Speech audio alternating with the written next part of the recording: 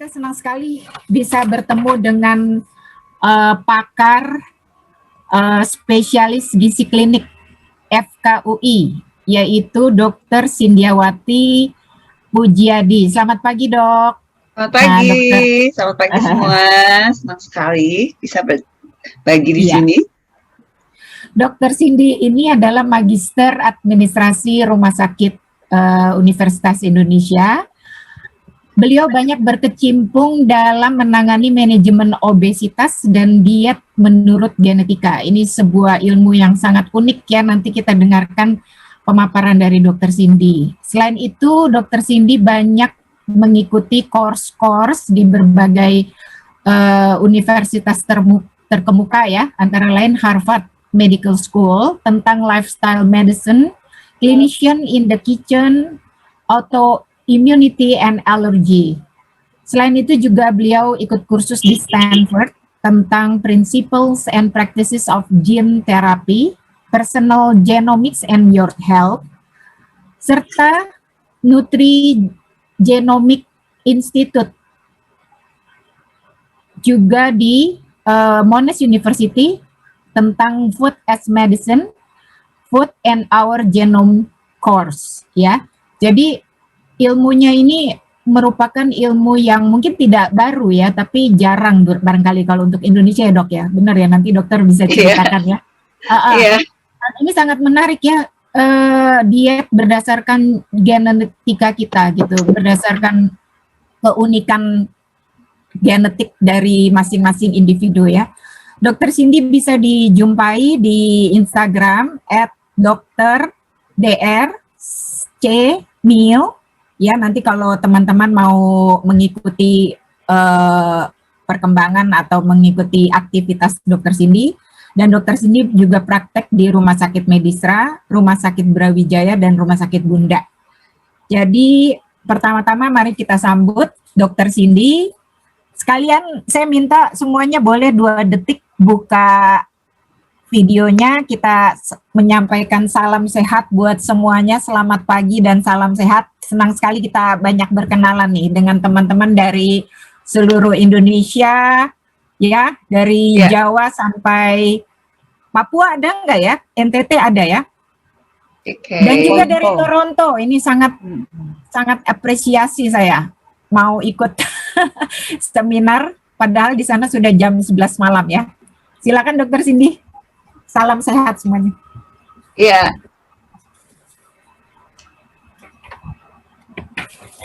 Silakan Dr. Cindy. Aku langsung presentasi sekarang. Ya. Oke. Selamat pagi semua. Terima kasih Bu Feni, terima kasih Dr. Edi. Ini sahabat saya dari zaman tahun kapan ya? Tahun kuda. Terima kasih Cindy.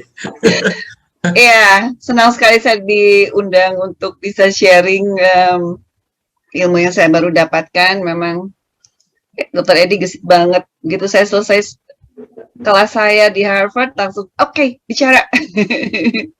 Jangan sampai kelupaan kayaknya ilmunya, jadi disuruh sharing langsung di sini. Ya, pagi ini saya izin share screen. Sudah kelihatan? Sudah ya? Oke. Jadi pagi ini saya akan bicara tentang nutrisi untuk autoimun. Memang sebenarnya pedoman pasti nutrisi untuk autoimun itu memang belum ada, karena penyebabnya juga kayaknya masih mungkin karena ini, mungkin karena itu. Tapi karena hal tersebut, makanya saya nambah belajar di Harvard dan di Stanford, terutama yang di Harvard kemarin tentang autoimun. Tujuannya ya karena itu, supaya saya bisa mencari lebih dalam lagi, kira-kira dasar penyebabnya itu kenapa sih si autoimun tersebut, sehingga saya juga bisa mendapatkan bayangan kalau satu pasien datang, dia autoimunnya apa, dapat obatnya apa, saya bisa mendapatkan bayangan dari makanan apa yang kita bisa dukung, karena dari makanan bukan berarti dia bisa ngobatin, dia akan mendukung semuanya itu, karena itu merupakan salah satu hal yang kita perlu kerjakan. Nah, saya bahas sedikit tentang imun sistem ya, tentang daya tahan tubuh kita. Jadi memang apalagi sekarang lagi masa pandemi ya, ada virus, ada bakteri, ada kuman di mana-mana. Ini kayak siap menyerang kita, dan kita mesti mempunyai tameng untuk gimana cara melawan mereka supaya kita yang menang. Oke, ini seperti itu, kita mesti punya tameng supaya kita bisa melawan mereka dan mereka yang kalah, bukan kita yang kalah. Jadi ini salah satu contoh yang untuk saya mempermudah menerangkan tentang daya tahan tubuh kita. Jadi tembok ini, jadi kalau kita dulu zaman perang itu suka dibikin tembok untuk menahan supaya jangan sampai musuh itu bisa masuk ke dalam. Nah, tembok ini adalah barrier kita juga. Jadi kalau ada virus atau bakteri atau kuman yang akan menyerang kita, tembok kita itu bisa dikatakan sebagai kulit kita atau selaput lendir di hidung atau di usus, saluran pencernaan, itu adalah tembok kita untuk supaya kuman tersebut bisa kita jaga jangan sampai mereka masuk. Nah, tentu saja menjaga ini perlu juga bahan-bahannya, perlu ada semennya, mungkin ada bahan-bahan yang perlu dibikin supaya bisa menjaga dengan rapat. Kalau dari nutrisi kita memang harus mendukung itu supaya kulit kita tetap bagus, di saluran pencernaan kita juga tetap bagus supaya kuman jangan sampai masuk. Jadi kalau misalnya ada yang bolong aja, ada kemungkinan musuh itu lebih mudah masuk karena mereka bisa langsung nembus ke yang masuk. Demikian juga dengan tubuh kita. Kalau kita tidak menjaga kulit kita atau saluran pencernaan kita, bagian-bagian luar daripada badan kita dengan nutrisi yang baik, tentu saja si kuman tersebut bisa gampang masuk. Dan kalau mereka masuk, tentu saja bisa membuat menyerang kita dan kita mesti berusaha melawan mereka. Jadi ini adalah sistem imun kita, di mana itu butuh nutrisi, butuh ABCDE.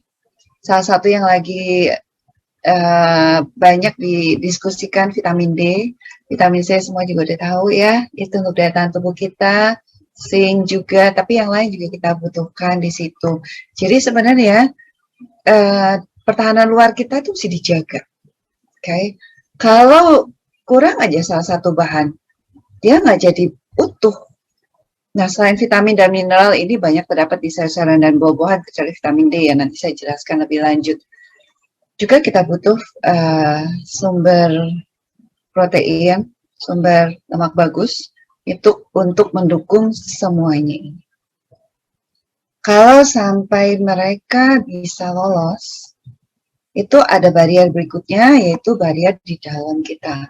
Di mana barrier di dalam kita itu ada yang lini pertama dan ada lini kedua, di mana lini pertama ini juga perlu didukung oleh vitamin dan mineral kita selain protein dan lemak bagus kita. Jadi ada ABCDE juga di sini, kita lihatnya D juga ikut di sini. Ada zinc juga di sini, jadi nggak hanya C. Nah, kalau dari barrier ini kemudian sampai ke barrier berikutnya, juga didukung oleh ABCDE, D ikut juga di sini, ada zinc juga di sini. Jadi kedua ini sekarang lagi memang naik daun, karena ternyata mereka ada di situ. Tidak hanya vitamin C, tapi jangan lupa protein dan lemak bagus itu juga penting.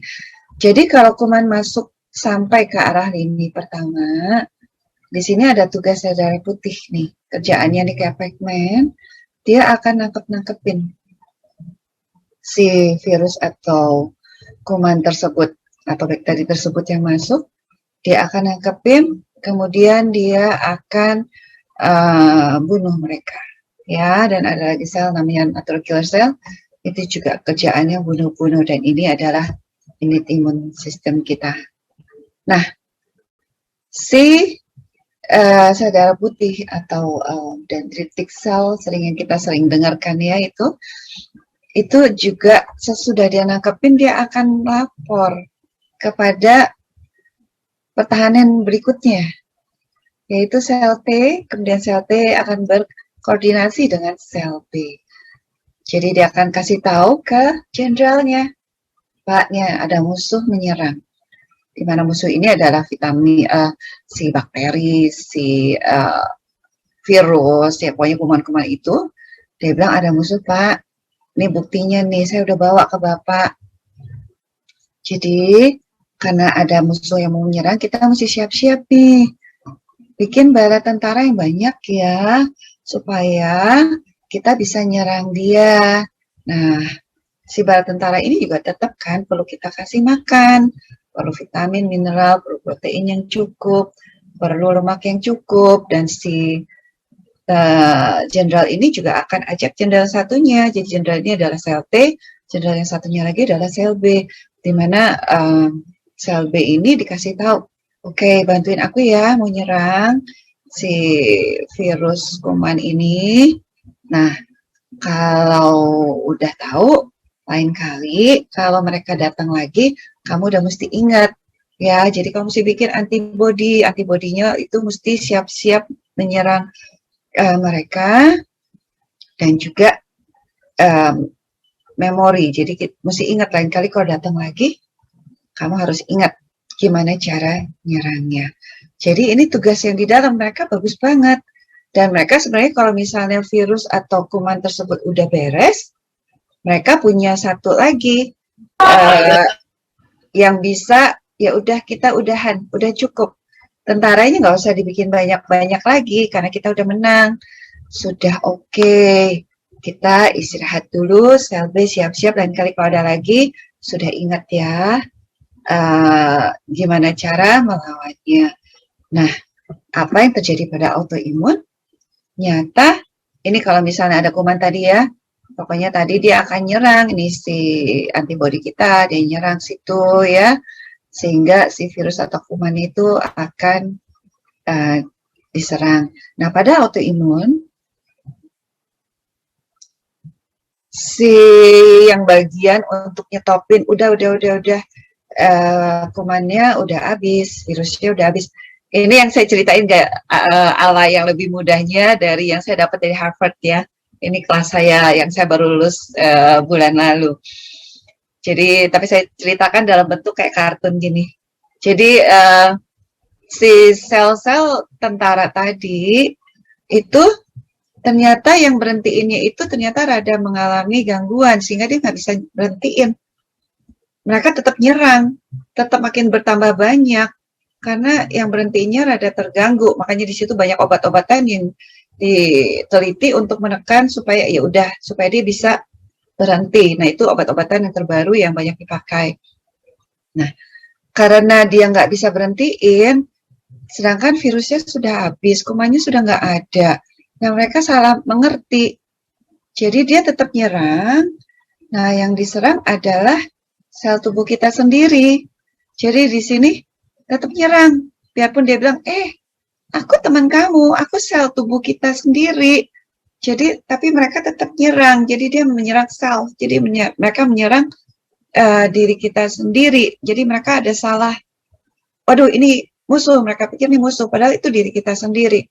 Hal yang tersebut yang menyebabkan terjadinya si autoimun tersebut.